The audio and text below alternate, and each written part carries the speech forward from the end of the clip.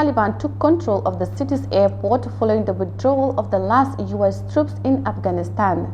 The gunfire of insurgency group echoed across Kabul, signifying victory and independence. The withdrawal of the U.S. military closes a chapter of 2 decades of war between the hardline Islamist group and the United States military forces. Details of that in this report by Hadija Tuseka. Taliban are celebrating their return to power after they took charge of Kabul airport hours after the last U.S. troop left Afghanistan.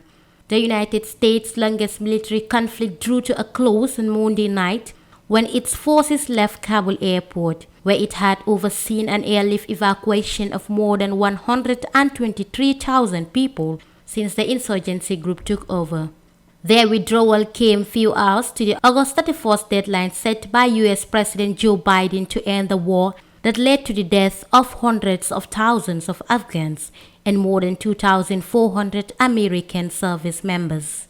The Taliban triumphantly marched into the airport and fired weapons into the sky across the city in victory after 20 years since the U.S. forces invaded Afghanistan and toppled the Taliban government for their link to the Al-Qaeda group.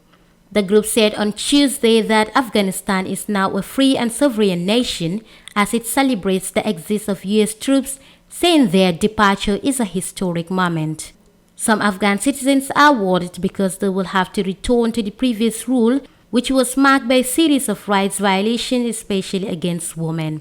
However, the Taliban has repeatedly promised a more tolerant and democratic rule compared to their previous regime.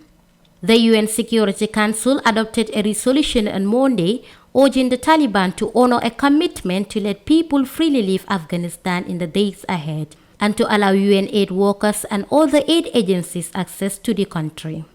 Earlier today, the Taliban announced that all foreign evacuations from the country must be completed by August 31st.